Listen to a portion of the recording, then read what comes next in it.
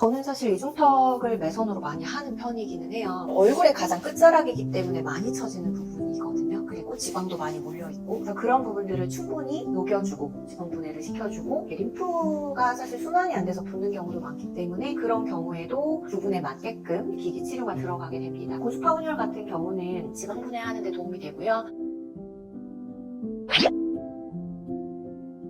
시술층은 진피층에도 일부 들어가게 되고요. 그리고 지방층에도 들어가서 얼굴살이 너무 많은 경우에는 잡아주는 역할을 하기도 하고, 근막층까지 들어갈 수 있어요. 그건 이제 좀 더 얼굴을 지지해줄 수 있는 근막의 힘을 기르는 데 쓰는 방식이고요. 그리고 이제 스마스층이라고 해서 지방과 근육 사이에 지지해주는 부분이 있거든요. 그 부분에도 시술이 들어가게 돼요. 실은 사실은 위층에만 딱 들어간다, 이게 정석이 아니고요. 진피부터 근막까지 다양한 부위에 시술이 가능합니다.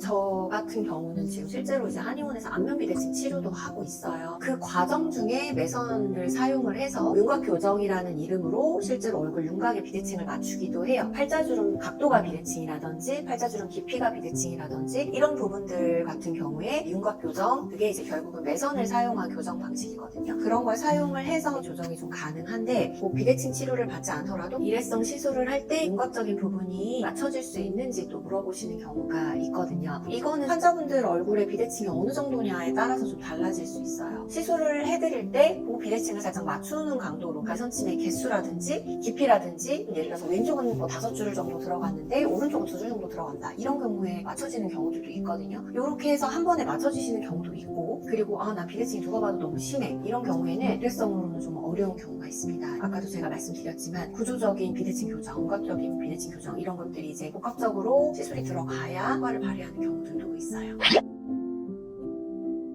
아까도 제가 처음에 말씀드렸다시피 이거는 사실 시술자의 역량도 영향이 있고요. 환자분이 얼굴을 많이 사용하는 경우라든지를 잘 잡아주지 못한다든지 그런 경우에도 좀 발생을 할 수가 있고, 사실 다양한 복합적인 원인이 있을 수 있는데, 딤플이 발생하는 경우 보통은 실의 탄력성이 적고 단단하고 그런 실들의 경우에 강하게 또 당겨 놓으면 시술자가 딤플이 발생하는 경우가 많아요. 그리고 우리 얼굴에서 딤플이 잘 생기는 부위가 있거든요. 귀 앞에 볼거짐이 생기는 이 부위가, 이 부위에 또 실을 넣으면 사실 딤플이 더 심해져요. 근데 아까도 말씀드렸듯이 실리프팅을 표방하는 병원들은 대부분 거의 비슷한 부위에 시술을 하게 되는데, 그 부위 중에 하나가 이제 이쪽 부위가 많아요. 왜냐면 여기가 실을 넣게 됐을 때 잘 올라가는 부위이기도 하거든요. 그러다 보니까 이제 효과를 올리기 위해서 이제 이쪽에 시술을 많이 하시게 되던데, 그런 경우에 사실 딤플이 많이 생겨서 타 의원에서 딤플이 생겼다고 하고 내원하셨을 때 90% 정도는 이 자리에 실을 넣어서 발생하신 경우가 많고, 또 실의 탄력성이 적고 단단한 실들을 많이 사용했을 때 발생하는 경우가 많습니다. 그래서 저는 거상 매선을 쓸 때는 탄성이 좀 좋은 실을 사용하고 있고요. PCL 재질의 프레스코그 실을 많이 사용을 하는데, 일반적으로 실리프팅이나 매선을 한다고 하는 실들의 한 70% 이상이 PDO 실을 많이 사용을 하시거든요. PDO 실보다는 훨씬 더 탄성이 좋고 얼굴의 윤곽을 따라서 잘 매립이 될 수 있게 할 수 있어요. 얼굴이 강하게 막 당겨서 잡는 구조가 아니고 프레스된 그 모양에 맞춰서 얼굴 윤곽을 맞춰서 당겨주는 방식이기 때문에 훨씬 딤플도 적고, 사실 저는 그래서 이 실로 시술한 뒤에는 아까 말씀드린 막 6개월, 1년 지난 dim플 이런 거 발생한 적은 한 번도 없었어요. 시술을 할 때 이쪽으로 시술을 하는 게 아니라 조금 더 위쪽에서 잡아서 당긴다든지, 아래턱만 많이 처지신 경우에는 조금 더 귀 뒤쪽으로 해서 잡아 올린다든지, 이런 식으로 다양하게 시술을 하면 걱정하시는 딤플이나 큰 이물감 없이도 시술이 가능합니다.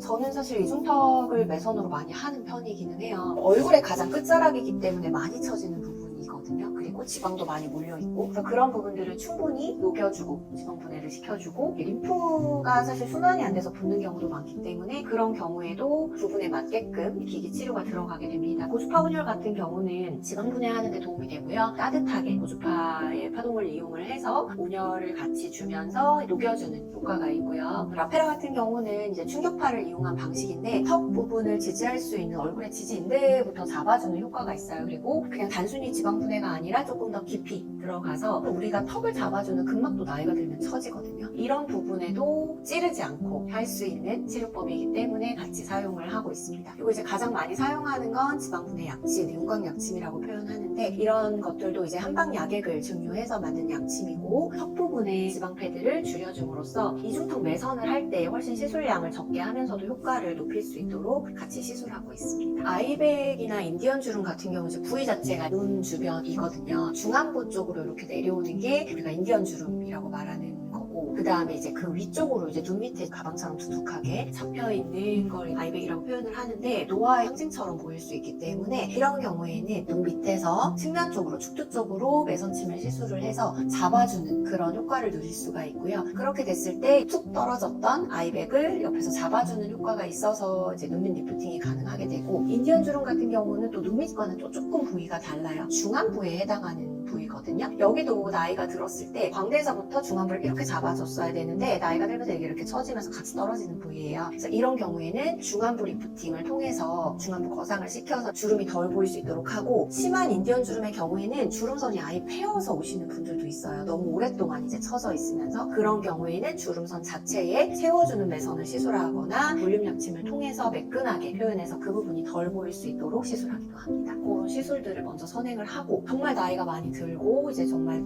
지방이 너무 심해서 매선으로는 힘이 부족하다, 그런 경우에 눈밑지나 하안검 수술을 고려해 보셔도 괜찮을 것 같습니다.